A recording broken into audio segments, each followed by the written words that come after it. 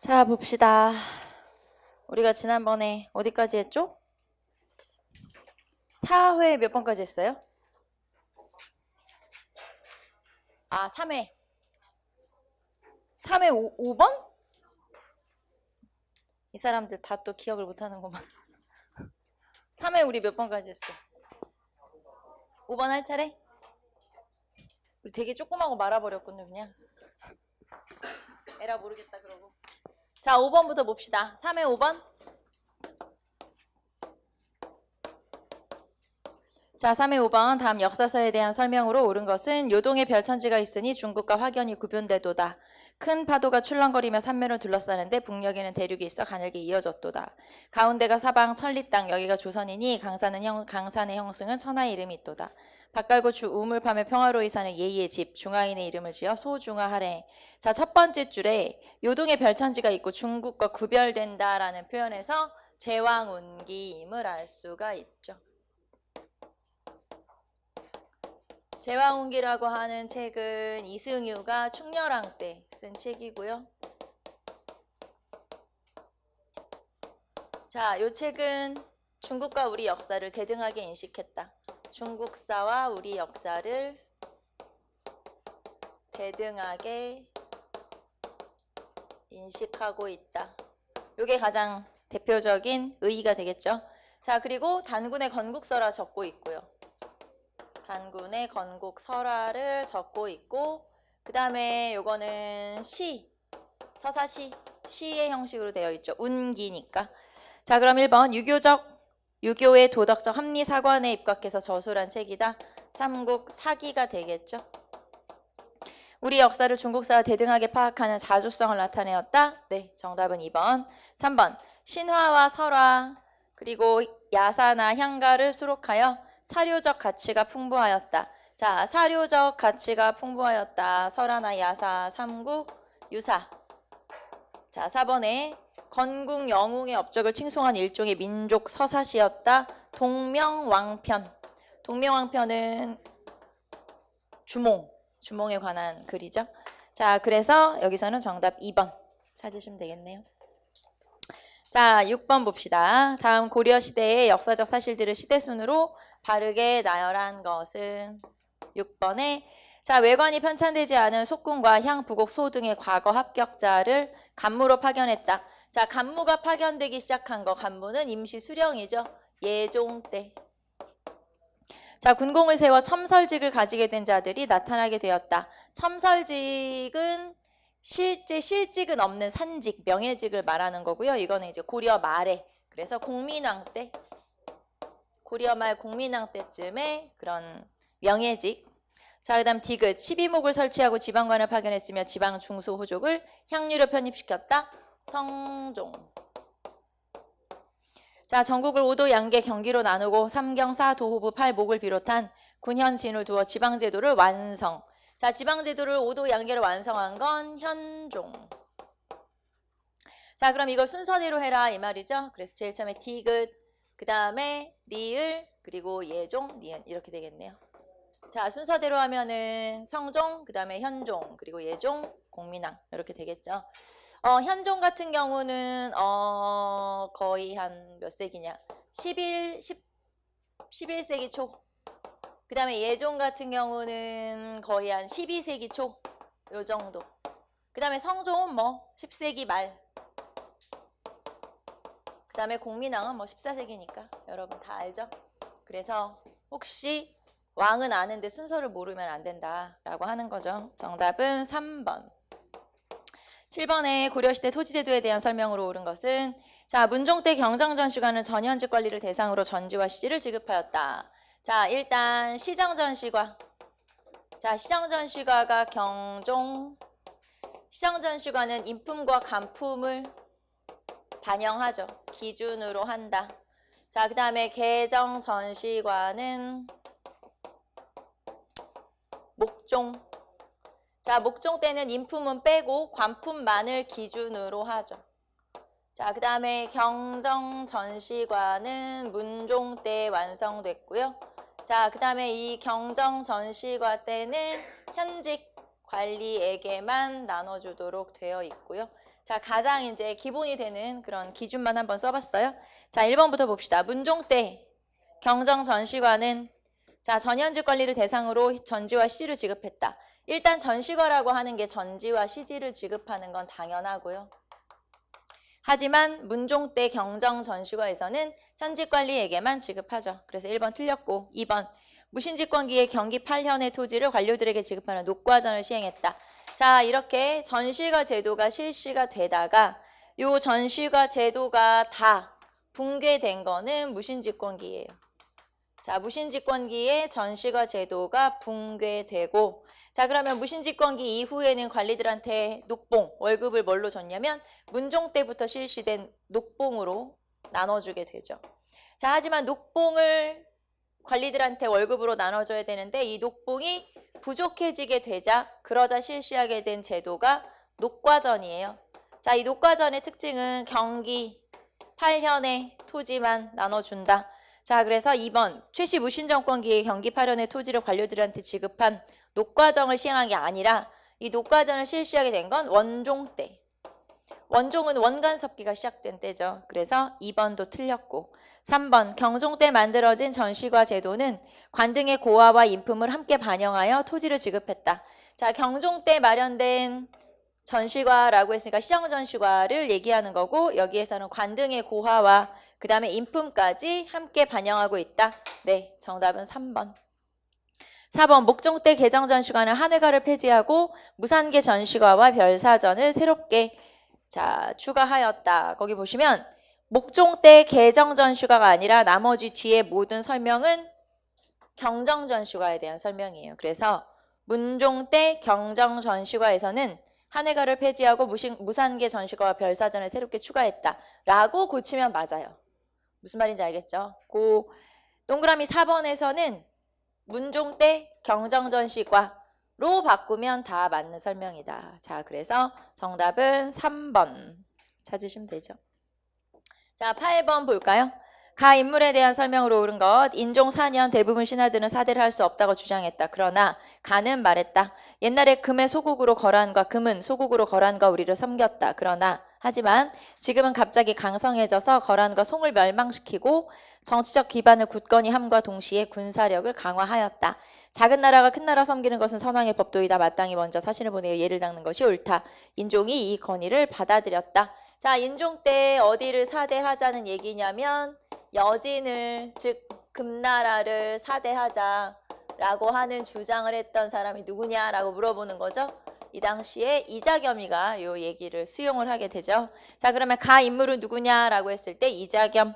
자, 그러면 이자겸에 대한 설명. 이자겸은 예종과 인종의 외척으로서 권력을 누리던 사람이죠. 자, 1번 도방을 설치하여 자신의 신병을 경호했다.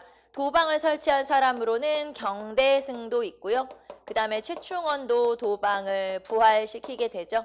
그래서 도방을 설치했다라고 하면 경대승, 최충원 다 쓰면 되겠네요.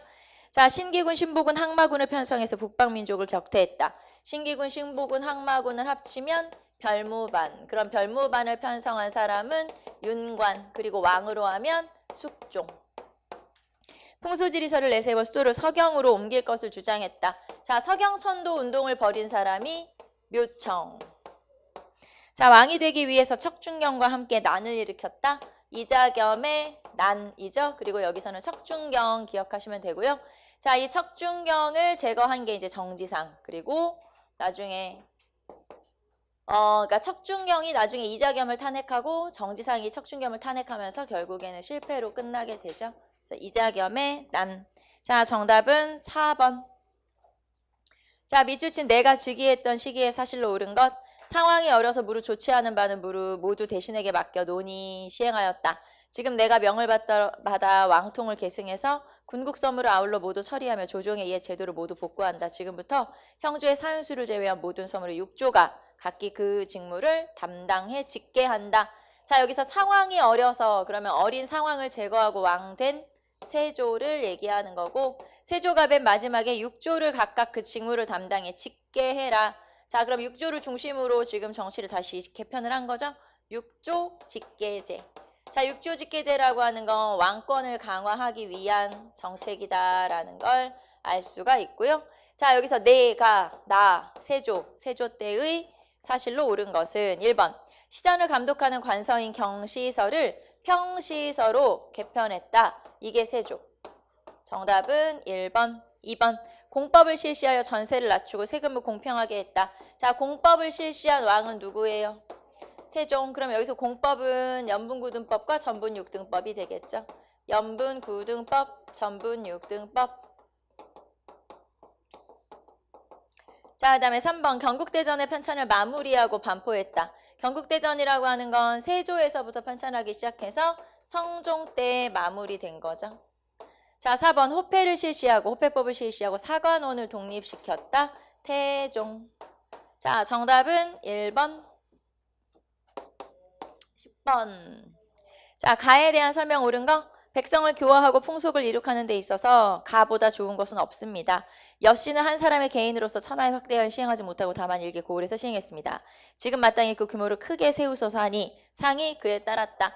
자, 여씨 향약을 도입해서 우리의 실정에 맞게 보급을 하게 되죠. 그럼 여기서 가는 향약이고 이거를 처음 도입한 사람은 누구예요?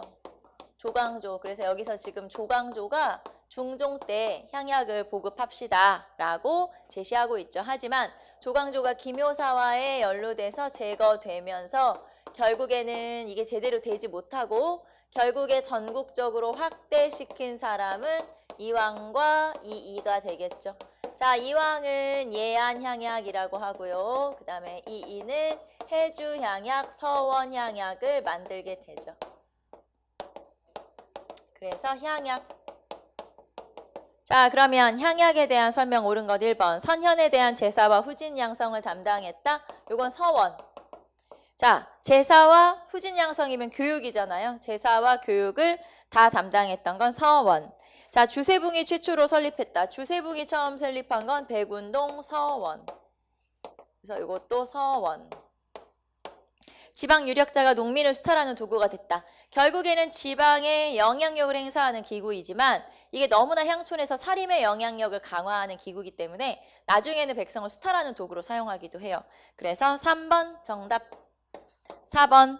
서울과 지방 사이의 연락 기능을 담당했다. 연락을 담당하는 게 경제소. 그쵸? 경제소라고 하는 게 이제 유양소와의 연락을 담당하는 역할을 하는 거였어요. 자, 정답은 3번. 11번. 조선전기 군사제도와 방어체제에 대한 설명 옳지 않은 것. 정규군 외에 서리, 자팍인, 노비 등을 소속시킨 일종의 예빈군을 운영하였다. 자, 서리, 자팍인, 신랑, 역천인, 노비까지 모두 포함되는 조선 초기의 일종의 예비군을 잡색군이라고 하죠. 자, 그래서 1번 맞고요. 2번. 지방군은 양반부터 노비까지 편제하여 평시에 생업에 종사하면서 훈련하다가 유사시에 소집했다. 자, 금방 2번에서는 자, 양반부터 노비까지 편제했다라고 했으니까 양천 혼성군이라고 얘기할 수 있는데 이렇게 양천 혼성군으로 만들어진 지방군이 소고군이에요. 자, 그러면 소고군은 어느 시대냐면 조선 후기의 지방군이에요. 조선 후기의 지방군이 소고군. 자, 그러므로 2번이 틀린 설명. 3번. 유사시에 각 지역의 병력을 한 곳에 집결시켜 외적의 침입을 방어하도록 하였다. 자, 흩어져 있던 각 거진의 군사를 한 곳으로 모으는 거예요. 자, 이렇게 거진에 있는 군사들을 쫙 모아서 서울에서 지휘관이 파견되는 거죠. 제승방략 체제라고 그래요. 제승방략 체제는 16세기에 정확히 하면 명종 때부터 실시된 거죠. 자, 그 다음에 4번. 중앙군은 궁궐과 서울을 수비하는 5위로 구성하며 문반 관료가 지휘하게 돼 있다. 자, 5위는 조선 전기의 중앙군. 자, 그래서 이 중에서 조선 전기가 아닌 것을 골라라. 그러면 2번 양천 혼성군인 소고군은 조선 후기의 지방군에 해당하죠. 자, 정답은 2번. 자, 12번. 다음 사건과 관련된 설명으로 옳은 것을 모두 고르면. 자, 충청도 정부군과 반란군이 대규모 전투를 벌였으며 전라도에서 반군이 조직되었다. 반란에 가담한 주동자들은 비록 정쟁에 패하고 관직에 소외되었지만 서울과 지방의 명문 사대부 가문 출신이었다. 반군은 청주성을 함락하고 안성과 죽산으로 향하였다. 자, 여기에서 지금 여러분은 네 번째에 청주성. 청주성을 중심으로 반란이 일어났고요. 그러다 서울로 올라오다가 중간에 진압이 됐는데 여기서 지금 뭐라고 했냐면 충청도 정부군과 반란군이 전투를 벌였고 전라도에서도 반군이 조직되었다라고 했으니까 말하자면 여기저기서 반군이 이제 합류를 했다는 거예요. 요 반란은 이인좌의 난이죠. 자, 이인좌의 난은 영조 때 있었던 반란이고요. 영조 초기에 영조 정책에 대한 불만을 가지고 이인좌의 난이 일어났어요. 이거를 일으킨 사람은 누구냐면 남인과 소론의 일부 강경파. 남인과 소론의 일부 강경파 세력들이 일으킨 거고 영조한테 그 형의 독살설을 제시한 거죠. 경종 독살설. 너네 형 죽이고 왕 됐지. 그러면서 이제 영조의 정책에 대한 불만을 갖게 된 거고, 자, 그리고 이 사건을 계기로 해서 오히려 탕평책을 본격화하는 그런 계기가 되기도 하죠. 자, 탕평책의 본격화. 자, 이 사건이 이인좌의 난.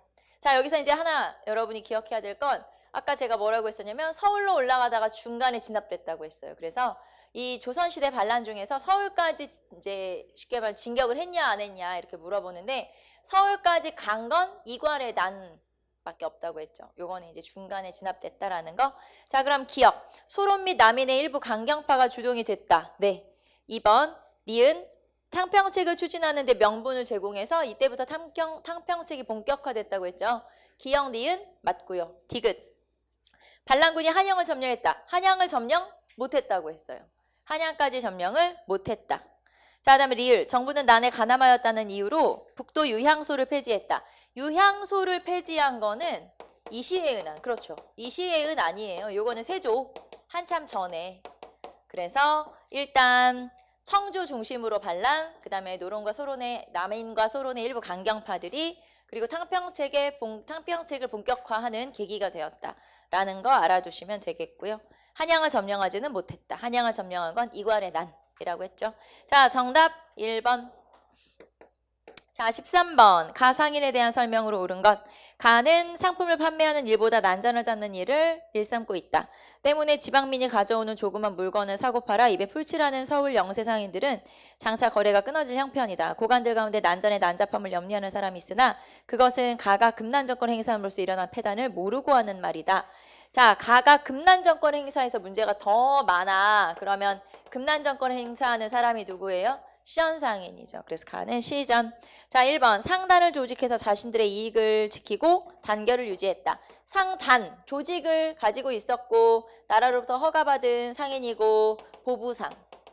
그래서 그러니까 장시와 장시를 연결해서 하나의 상권을 형성하는 사람은 보부상. 자, 관청에 물품을 공급하는 대신에 특정 상품을 독점 판매할 수 있었다. 자, 이거 독점 판매권. 자, 이런 독점 판매권을 가지고 있었고 이 독점 판매권이 이거는 이제 조선 초에 있었던 거고요. 이게 나중에 인조로 넘어가면은 이게 금난전권이 되는 거죠. 그래서 금난전권을 행사하게 되는 거죠. 자, 그 다음에 3번. 선상으로부터 서남부 지역의 쌀을 한양으로 수송하는 역할을 했다. 선상으로. 자, 그러면 선상이라고 하는 게 결국에는 경강상인을 얘기하는 거고요. 그 다음에 4번에 상품의 매매 위탁, 그 다음에 금고, 창고, 금융, 창고, 숙박업에도 종사한 객주나 여각을 얘기하는 건데, 자, 그럼 이 중에서 시전상인과 관련 있는 게 뭐냐? 요거죠. 독점 판매권. 조선 초에 가지고 있던 독점 판매권이 나중에 인조로 조선 후기로 넘어가면 금난전권으로 되고 이 금난전권을 너무나 남용하기 때문에 이거를 없애버렸어요. 자, 그럼 금난전권을 폐지한 걸 신해통공이라고 하고 어느 왕 때? 정조. 그래서 유기전을 제외한 모든 시전상인의 금난정권을 폐지한 그런 사건이 벌어지게 되죠. 자, 금방 얘기했죠? 모든 시전상인의 금난정권을 폐지한 게 아니라 유기전을 제외한. 그러니까 신해통공이 실시된 이후에도 시전상인의 금난정권 중에 일부는 남아있었던 거예요. 무슨 말인지 알겠죠? 그래서 유기전을 제외. 자, 그러면 이 중에서 시전상인은 2번 찾으시면 되겠죠? 정답 2번. 14번. 다음과 같은 주장을 펼친 인물에 대한 설명으로 옳은 것. 붕당은 싸움에서 생기고 싸움은 이해관계에서 생긴다. 이해관계가 절실하면 붕당이 깊어지고 이해관계가 오래될수록 붕당이 견고해진다. 이렇게 되는 이유는 무엇인가? 지금 10사람이 함께 굶주리고 있는데 한 그릇의 밥을 같이 먹게 되면 그 밥을 다 먹기도 전에 싸움이 일어날 것이다. 조정의 붕당도 이와 다르지 않다. 과거를 너무 자주 보아 인재를 너무 많이 뽑았고 이것이 이른바 관직은 적은데 써야 할 사람은 많아서 모두 조치할 수 없다는 것이다. 자, 이 사람은 지금 붕당이 생겨난 원인에 대해서 아주 콕 집어서 얘기하고 있죠. 자, 이게 붕당론이에요. 말 그대로. 자, 그래서 심지어 이 사람은 나중에 뭐라고도 주장하냐면 과거 시험을 몇 년에 한 번씩 보자. 5년에 한 번씩 보자. 그렇게도 주장을 하고 있어요. 이게 이게 붕당론이라고 하는 글이죠. 자, 그러면 이 주장을 펼친 인물에 대한 설명으로 옳은 것은 1번 중국 중심의 역사관에서 벗어나 우리 역사를 체계화할 것을 주장했다. 이익은 역사책을 쓰진 않았어요. 하지만 이렇게 역사 인식은 뚜렷하게 가지고 있어서 이 사람의 역사에 영향을 받은 사람들이 나중에 성호학파가 돼요. 이 사람의 호가 성호이익이잖아요. 그래서 성호학파라고 불리게 되는데 가장 대표적인 인물이 안정복, 이가환, 정약용 다 이 사람의 제자들이라고 볼 수가 있죠. 자, 그러면 이런 중국 중심의 역사 인식에서 벗어나자라고 주장한 게 이게 주장이 맞죠? 1번. 자, 2번. 청의 사신으로 왕래하면서 얻은 경험을 바탕으로 이마경륜과 의산문답을 저술하였다. 자, 이마경륜과 의산문답을 저술한 사람은 홍대용. 의산문답이 그거죠. 실용과 허자가 이렇게 대화를 주고받는 거. 자, 3번에 관홍소초에서 토지 소유의 상한선을 설정하는 한전론을 주장했다. 자, 일단 한전론, 관홍소초, 박지원. 자, 전론에서 주나라의 정전법, 균전론, 한전제를 비판하였고 여전제를 주장했죠. 나중에 물론 정전론을 주장하죠. 이 사람은 누구? 정약용. 자, 그래서 이 중에서 이익에 관한 설명을 골라라. 1번. 이익의 성호학파를 얘기하는 거죠. 정답 1번.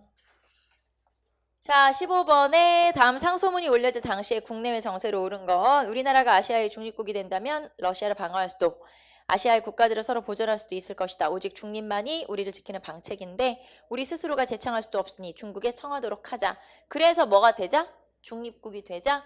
자, 그러면 이거는 중립화론이라고 하죠.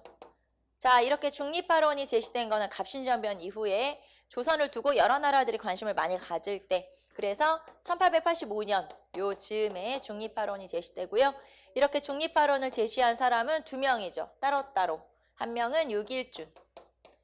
자, 육일준은 조사시찰단 따라서 유학했었고 그 다음에 보빙사 따라서 미국에서 유학했었고 자, 그런 이제 지식인인데 이 사람이 간첩으로 몰리게 되면서 중립화론을 제시하게 돼요.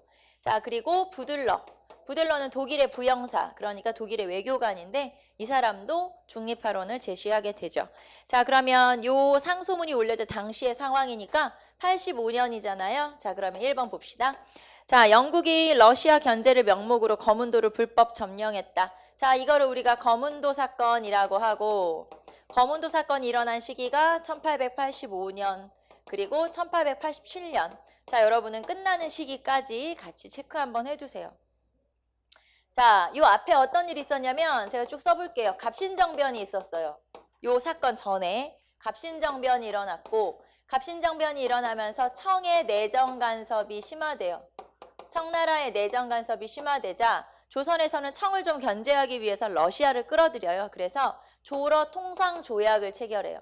조러 통상 조약을 체결하고 조러 비밀 협약을 추진하게 돼요. 그러자 이 러시아가 우리나라와 친해지는 걸 영국이 발끈해서 일으킨 사건이 거문도 사건이고 이 거문도 사건이 일어나자 중립화론이 제기된 거거든요. 그래서 갑신정변 이후에 청의 내정 간섭, 조러 통상 조약, 비밀 협약 체결 시도, 그 다음에 거문도 사건, 중립화론 이렇게 쭉 사건들이 연결되거든요. 자, 그럼 2번. 1번이 정답. 2번 한반도에 대한 주도권을 둘러싸고 러일 전쟁이 일어났다. 러일 전쟁이 일어난 거는 1904년에서 5년. 그러니까 시기가 다르죠? 자, 3번 아관파천 이후에 열강의 이권 침탈이 본격화되었다. 아관파천이 1896년. 그 다음에 조선이 프랑스를 이용해서 러시아의 남하를 견제하려 했다. 자, 프랑스를 끌어들여가지고 러시아 남하를 견제하려고 했더니 프랑스가 거절했고 선교사들이 거절했고 그것 때문에 선교사를 죽였고 그 다음에 프랑스가 쳐들어왔고 그러면은 병인양요. 이건 이제 흥선대원군 때를 얘기하는 거죠. 그래서 병인양요와 관련된 사건이고 그러면 이거는 1866년이니까 흥선대원군 때, 고종 때. 자, 정답은 1번. 자, 16번. 다음과 같은 조약에 관련된 설명으로 옳은 것을 모두 골라라. 자, 만일 조선국이 자연재해나 변란 등으로 말미암아 국내의 양곡이 부족해질 염려가 있어서 조선 정부가 잠정적으로 양곡 수출을 금지하려고 할 때는 그 시기보다 1개월 앞서 지방관으로부터 일본 영사관에 알리고 또 그 일본 영사관은 그 시기보다 앞서 각 개항장의 일본 상인에게 알려 일률적으로 준수케 할 것이다. 자, 거기 보시면 양곡 수출을 금지하는 건 좋은데 한 달 전에 미리 알려야 된다. 지금 그런 얘기죠. 자, 이게 방공령 규정이에요. 자, 방공령 규정을 말하는 거고요. 자, 그러면 이 방공령의 근거가 되는 조약이 뭐냐라고 물어봤어요. 조일통상장정이라는 조약이에요. 조일통상장정은 1883년에 있었던 조약이고 여기에서는 최애국대우, 그 다음에 관세, 그 다음 방공령 이런 내용들이 다 들어가죠. 자, 그러면 기억. 방공령의 반포가 금지되었다. 아니고 반본령의 반포를 허용한 조약이고요. 일본 상인의 최애국대우를 인정했다. 네, 최애국대우를 인정. 그 다음에 개항장의 간행이정을 백리로 확대했다. 자, 여기에서 간행이정을 백리로 확대했다라고 했죠. 이거는 이모군란 이후에 청나라와 일본 사이에 조청상민 수륙 무역장정이 체결되자 일본과 우리가 체결한 조약이에요. 조일, 네, 수호조규 소약. 조일, 소조규, 소약이라고 하는 조약이 1882년에 체결되면서 그 전에 간행이정이 10리였는데 10리였던 간행이정을 50리로 그리고 50리에서 2년 뒤에는 100리로 이렇게 늘리게 돼요. 요게 이제 조일, 소조규, 소약이라는 조약이고요. 자, 그 다음에 수출입 물품에 대해서 5% 관세를 부과했다. 요게 관세 조항. 그래서 정답은 니은, 리을 찾으시면 되고 이 조약은 여러분이 외울 것 알죠, 여러분? 조약의 내용, 연도 외우세요. 최애국대우, 관세, 방공령 규정이 이 조약 안에 다 들어있어요. 그래서 이 조약은 시험에도 잘 나오는 거니까 알아두시면 되겠죠.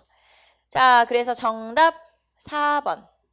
자, 17. 다음 선언문의 배경이 된 민족운동에 대한 설명으로 가장 옳은 것은 자, 조선 청년 독립단 대표자 최팔룡, 이종근, 김도연, 송계백, 이광수, 최근우, 김철수, 김상덕, 백관수, 서춘, 윤창석. 조선 청년 독립단이라는 표현이 아예 나와 있어요. 그리고 우리가 알고 있는 최팔룡, 송계백 뭐 이런 사람들 이름 나와 있죠. 이광수도 있고. 자, 요 사건의 결의문이다라고 했잖아요. 그러면 조선 청년 독립단이 중심이 돼서 일어난 28 독립선언. 그리고 28 독립선언이 계기가 돼서 일어난 3.1운동. 자, 그래서 여기서는 요 선언문이 배경이 되어 일어난 민족운동에 대한 설명이 뭐냐라고 물어봤으니까 3.1운동을 찾으시면 되겠죠. 자, 그러면 결의문은 그냥 안 읽을게요. 네, 패스. 1번으로 내려갑시다. 국내에서 민족유일당 운동이 촉발되어 신간의 창립의 계기가 된 사건은 60만세 운동. 네? 금방 뭐라고 그랬어? 60만세 운동이라고 한 거죠?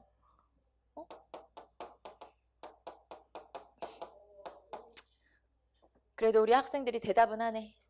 네, 요즘 또 대답 안 하는 학생들 주로 데리고 수업하고 있어서 진짜 벽 보고 얘기하는 것 같은데 완전. 주로 이제 이 수업을 듣는 친구들은 개론서 수업을 듣는 친구들은 공부를 처음 시작하는 친구들이 많잖아요. 그러다 보니까 나는 벽과 얘기하고 있고 친구들은 내 수업을 듣고 있고. 근데 여러분이 대답을 해주니까 좀 그래도 사람과 대화하는 것 같네. 사람과 대화하는 것 같아. 너무 그동안 벽 보고 얘기하는 것 같았는데. 자, 그 다음에 2번. 한일 학생 간의 충돌이 원인이 되었으며 이후 학생의 날 제정과 관련이 있다. 학생의 날 제정과 관련이 있다. 광주 학생 항일운동. 광주 학생 항일운동. 자, 1929년. 자, 그 다음에 비폭력 무저항주의로 출발했으나 점차 폭력적인 형태로 갔다. 자, 3.1운동의 전파가 1기, 2기, 3기가 있으면 주로 이제 서울에서 전파된 시기, 그 다음 도시확산기, 농촌확산기 이렇게 있으면 농촌확산기로 갈수록 처음에는 무저항이었죠. 무저항, 그 다음에 뭐 비폭력 이런 식으로 갔으면 나중에는 이게 이제 폭력 시위로 말하자면 무력 시위로 바뀌게 되는 거예요. 그래서 농촌으로 전파됐을 때쯤에 왜냐하면 농촌에서는 그동안 농민들이 너무 힘들었었기 때문에 이제 무력 저항이 시작되죠. 자, 그래서 이런 식으로 나타나는 운동이 뭐냐 물어봤으니까 3.1운동 찾으시면 되고 자, 그 다음에 순종의 인산위를 계기로 일어났다. 역시 60만세 운동. 그래서 1번과 4번은 60만세 운동 2번은 광주학생항일운동 3번은 3.1운동 자, 정답은 3.1운동 찾으시면 되겠죠. 자, 18번에 다음 집회에서 결의된 국정개혁안에 대한 설명으로 옳은 것. 자, 나는 대안에 가장 천하고 무지몽매합니다. 그러나 충군애국의 뜻은 대강 알고 있습니다. 이에 이국 편민의 길인즉 관민이 합심에 연호하여 가하다고 생각합니다. 저 차일에 비유하건대 차일은 이제 천막 같은 거예요. 한 개의 장대로 바친즉 역부족이나 많은 장대로 합한즉 그 힘이 공고합니다. 원컨대 관민이 합심하여 우리 황제의 성덕에 보답하고 국군이 만세에 이어지게 합시다. 관민이 합심하여 이런 단어가 자꾸 눈에 들어오죠. 관민공동회를 얘기하는 거고요. 그러면 관민공동회에서 결의한 결의문이다라고 했으니까 헌의육조 그러니까 독립협회에서 개최한 관민공동회에서 개최한 이제 여기서 결의한 헌의육조를 얘기하고 있다라는 거죠. 자, 그러면 이 국정개혁안에 대해서 옳은 것은 1번 문벌을 가리지 않고 널리 인재를 등용한다. 자, 문벌을 가리지 않고 널리 인재를 등용해라. 홍범 14조. 지금 여기서는 각 개혁안의 이 하나 부분의 개혁안들을 제시하고 있는 거니까 여러 개혁안들은 여러분이 읽어봐야 된다라고 얘기했죠. 대신과 참찬을 의정부에 모여 정령을 의결하고 반포한다. 갑신정변의 14개조 정강. 자, 홍범 14조는 2차 가보게요. 금방 나온 거는 14개조 개혁 정강. 이거는 갑신정변. 자, 다음에 3번 공사체는 물론하고 기왕의 것을 무효로 한다. 이거는 패정개혁안. 자, 패정개혁안은 동학농민운동에서의 개혁안이 되겠죠. 자, 그 다음에 책임관을 임명할 때는 정부는 그 뜻을 물어 중의에 따른다. 자, 여기에서는 입헌군 주제를 추구하고 있는 헌의육조를 말하는 거죠.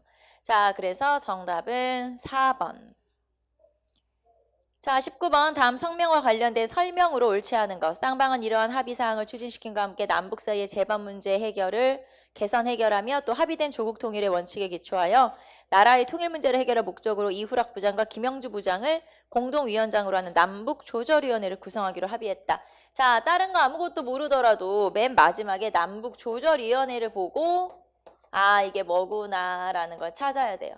우리가 이후락 김영주 누군지 모르잖아요. 그러니까 이 사람들 아니더라도 여러분이 남북조절위원회를 설치하자라고 하는 표현에서 7.4남북공동성명임을 알 수 있죠. 7.4남북공동성명에서는 요 남북조절위원회하고 그 다음에 남북한 직통전화를 가설하게 되죠. 핫라인이라고 보통 표현하죠. 그래서 직통전화 가설, 그 다음에 남북조절위원회 설치, 요게 이제 7.4남북공동성명의 이제 후속 작업들이니까 그래서 요 두 가지에서 아, 이게 7.4남북공동성명이구나. 7.4남북공동성명은 남한과 북한이 최초로 통일의 3대 원칙에 합의한 거죠. 자주, 평화, 민족 대단결의 3대 원칙에 합의한 거고요. 자, 제가 연도를 안 썼네요. 1972년이니까 박정희 정부. 단 1972년 7월이잖아요. 그럼 유신 전후? 유신 전이죠. 유신 10월 유신이라고 하니까 요거는 유신 전이죠. 자, 그러면 다음 성명과 관련된 설명 옳지 않은 것 1번. 서울과 평양 사이의 상설, 직통 전화가 가설되었다. 맞아요. 자, 2번. 남한과 북한이 모두 이 성명을 체제 강화를 위해 정치적으로 이용했다. 자, 요 2번 내용을 좀 알아두시면 되는데 자, 남한과 북한이 마치 통일을 할 것 같은 그런 분위기를 조성했으나 결국에는 얼마 안 돼서 모두 다 독재 정치에 이용을 하게 돼요. 독재 정치의 요 사항을 이용하게 된다. 말하자면 자신들의 체제를 강화하는 데 이용을 하게 되는데 무슨 말이냐면 자, 남한과 남한은 남한대로 북한은 북한대로 전부 다 독재 정치가 강화돼 버리는 거예요. 자, 북한은 사회주의 헌법이라고 하는 걸 72년 12월에 만들어요. 그래서 사회주의 헌법이라고 하는 걸 통과시키면서 김일성 독재 체제를 강화하게 되고 자, 남한은 남한대로 이게 지금 7월이라고 했잖아요. 10월에 바로 유신이 통과가 되죠. 그래서 유신 체제가 통과가 되면서 역시 남한도 남한대로 독재 정치를 확대해 버리는 거죠. 그래서 이게 마치 무슨 뭐 평화 통일을 위한 뭔가 대단한 일인 것 같았지만 나중에 알고 보니까 남한은 남한대로 북한은 북한대로 전부 다 자신들의 체제를 유지해서 독재 정치를 강화하는 그런 식으로 활용했을 뿐이다라는 거죠. 자, 그래서 2번 맞고 3번 6.23 평화통일선언의 결과로 채택되었다. 자, 6.23 평화통일 외교정책선언에서는 남한이 북한에게 호혜평등 그리고 남북한 유엔 동시가입을 우리가 제안한 거예요. 호혜평등이라는 건 그런 거죠. 우리가 공산주의 국가들하고도 다 친하게 잘 지내볼게. 그리고 우리 남북한 유엔 동시가입을 하자. 이렇게 우리가 제안한 거예요. 그랬더니 북한이 무슨 소리야? 그러면 한반도에 두 개의 한국을 만들자는 것이냐? 그러면서 갑자기 모든 대화 창구를 다 닫아버렸어요.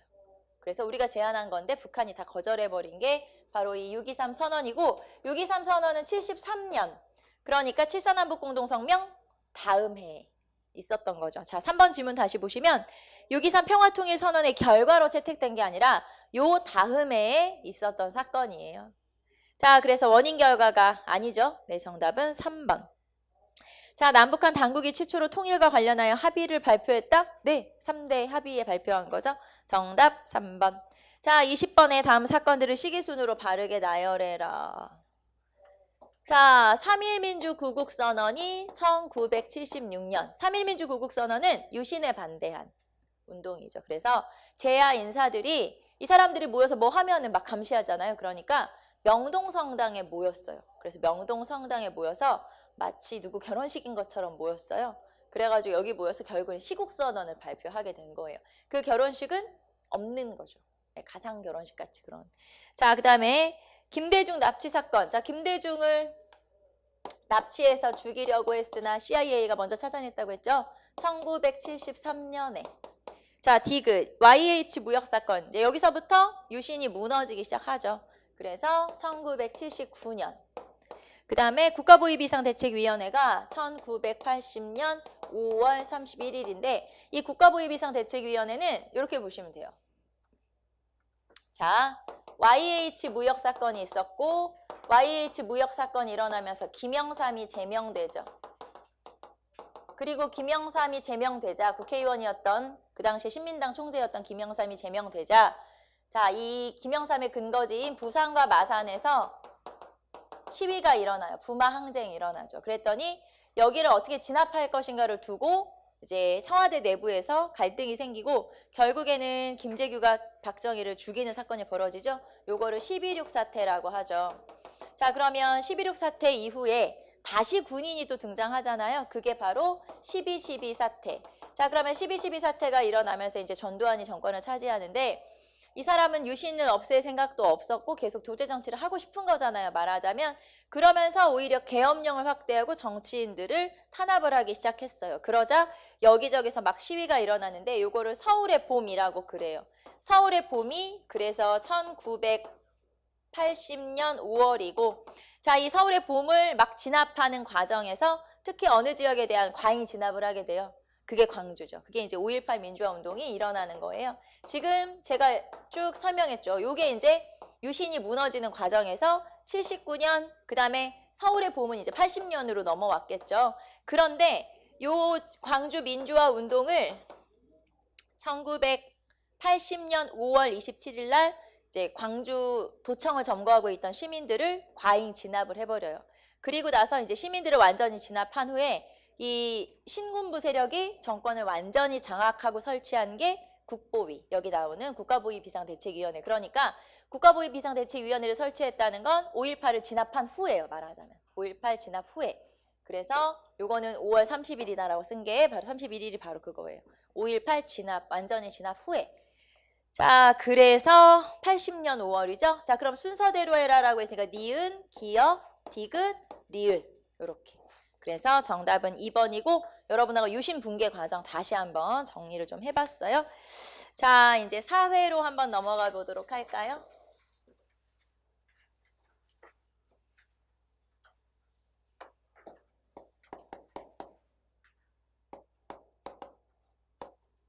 자, 1번. 다음 토기를 사용한 사람들의 생활 모습은 가는 빗살무늬 토기.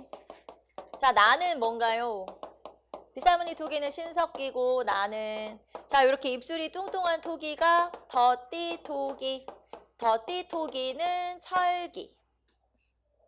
자, 그럼 1번. 조, 보리, 콩, 벼 등의 농사를 지었다. 자, 벼농사를 짓기 시작했다고 했으니까 무슨 시대? 청동기 시대. 마을 주변에 목책을 쌓고 환호를 파는 등 방어시설을 갖추었다. 청동기 시대. 자, 환호와 그 다음에 목책 이런 거는 청동기 시대. 반달돌칼로 이삭을 잘라 수확하였다. 반달돌칼로 이삭을 잘라 수확했으니까 청동기. 자, 금속농기구의 사용으로 수확량이 증가했다. 금속농기구를 사용하기 시작한 시기는 철기죠. 철기. 그래서 철기 시대다라는 거 정답 4번 찾으시면 되겠죠. 다음 내용이 가리키는 나라에 대한 설명 옳은 거. 큰 산과 깊은 골짜기가 많고 평야가 없어서 사람들이 산과 계곡을 따라 살며 골짜기 물을 마셨다. 좋은 농토가 없어 힘들어 일구어도 배를 채우기가 부족했다. 대가들은 농사를 짓지 않으며 좌식자가 만여 명이나 되었다. 여기서 좌식자는 앉아서 받아먹는 사람이니까 이제 지배층 말하자면 이제 호민 정도 되겠죠. 자, 그래서 여기서는 좌식자라는 표현 나오고 그 다음에 맨 마지막 줄 보시면 집집마다 부경이라는 작은 창고가 있는데 약탈한 물건을 가져와서 여기다가 쌓아놓는 거죠. 그러므로 부경, 좌식자 이런 표현을 통해서 이 나라가 어느 나라구나, 고구려구나 라는 걸 알 수가 있죠. 자, 1번 부왕, 준왕 같은 강력한 왕이 등장해서 왕위를 세습했다. 고조선. 자, 여기서 준왕을 제거하고 왕된 사람이 쫓아내고 왕된 사람이 위만이잖아요. 그러니까 고조선. 자, 왕 아래 대가들이 있고 이들은 각각 사자조위 선인이 있었다. 자, 봅시다. 왕이 있고 그 다음에 가들이 있었죠. 이제 대가들이 있었죠. 말하자면. 자, 왕 아래 대가들이 있었는데 이 대가들의 이름 중에서 상가, 고추가, 대로, 패자 이런 식으로 여러 가지 이름을 불릴 수가 있는데 이 중에서 특히 전 왕족이거나 아니면 왕비족같이 좀 대우해줘야 되는 그런 부족의 부족장을 고추가라고 부르고요. 자, 그 다음에 왕 밑에도 대가 밑에도 사자조위 선인이라고 하는 신하가 있다. 자, 여기에서 우리가 알 수 있는 게 별로 왕권이 센 건 아니구나. 신하들을 따로따로 데리고 있으니까. 자, 그래서 2번이 고구려에 관한 설명이죠. 3번. 12월에 추수감사제인 동맹이라는 제천 행사가 있었다. 동맹은 10월 동맹. 자, 12월에 제천 행사 있는 나라는 어디밖에 없죠?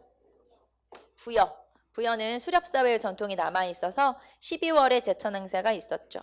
자, 읍군이나 삼노가 자기 부족을 다스렸고 민며느리의 풍속이 있었다. 민며느리 풍속이 있는 나라는 옥저. 그래서 옥저에서는 풍속 두 가지만 알면 되죠. 민며느리제, 그 다음에 가족 공동묘 이렇게 두 가지 기억하시면 되죠. 정답은 2번. 자, 다음 삼국시대의 대외관계와 관련된 사료의 순서 바르게 나열한 것을 봅시다. 자, 10월 왕 백제왕이 정병 3만을 거느리고 고구려 평양성을 침공해서 이때 고구려 고국 원앙을 전사시켰죠. 그러면 기역은 백제 근초고왕. 자, 이 백제 근초고왕은 4세기 후반이죠. 그래서 제가 연도를 그냥 쓸게요. 371년. 자, 그 다음에 왕 10년 보병과 기병 5만을 파병하여 신라를 구원하게 했다. 자, 이게 고구려 어느 왕? 광개토대왕. 자, 고구려 광개토대왕이 신라의 내무랑을 도와줬잖아요. 요게 400년, 그러니까 5세기 초라고 보시면 되고요.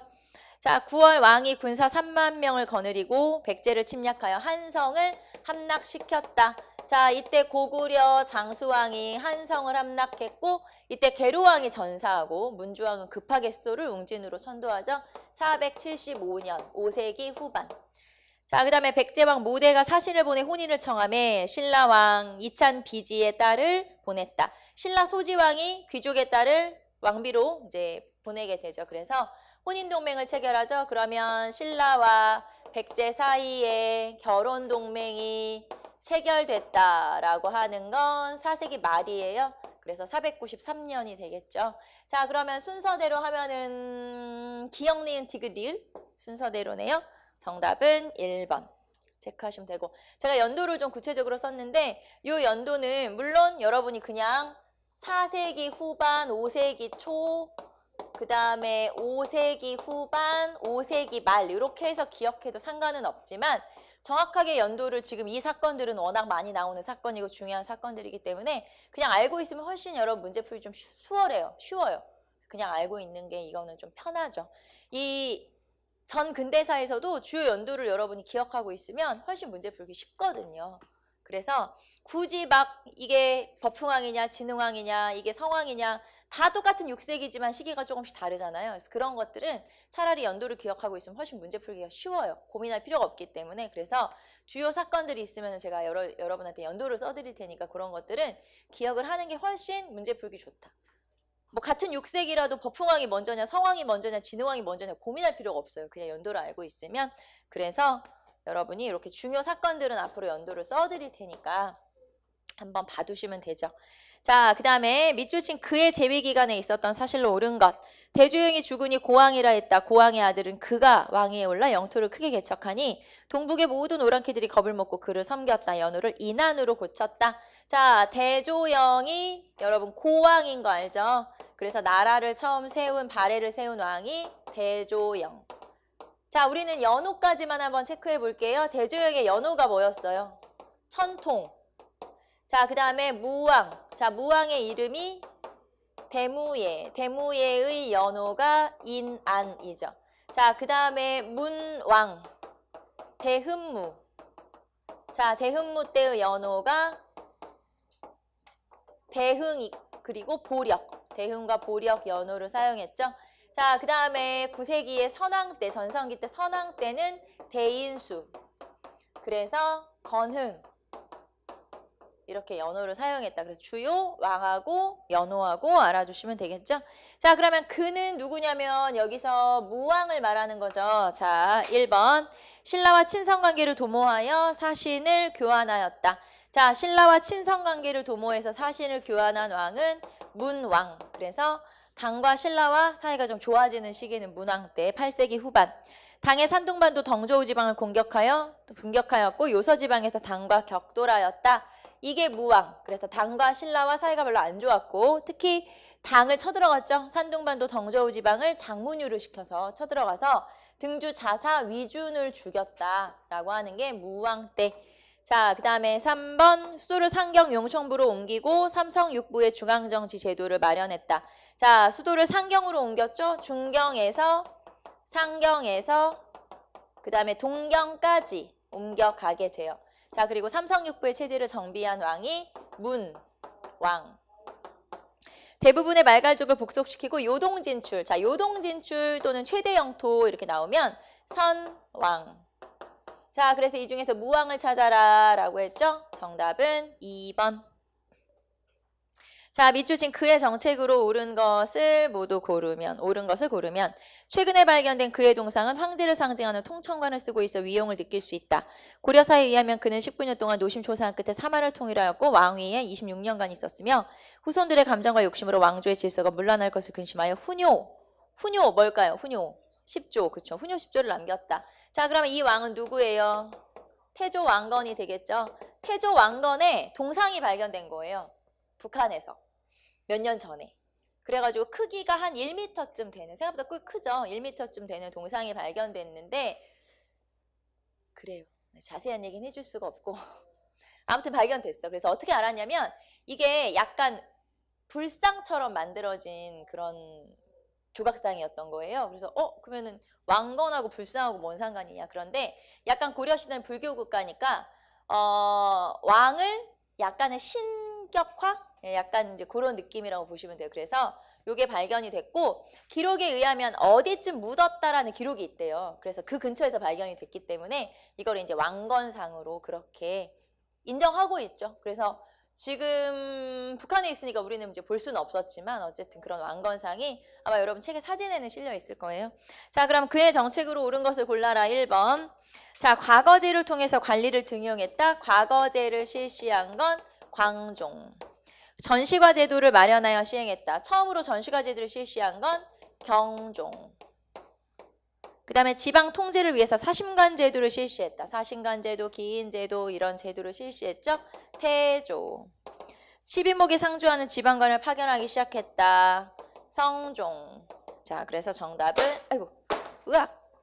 정답은 3. 분필을 놓쳐서. 자, 정답은 3번. 우리 5번까지 풀었고요. 잠깐 쉬었다가 6번부터 넘어가도록 할게요.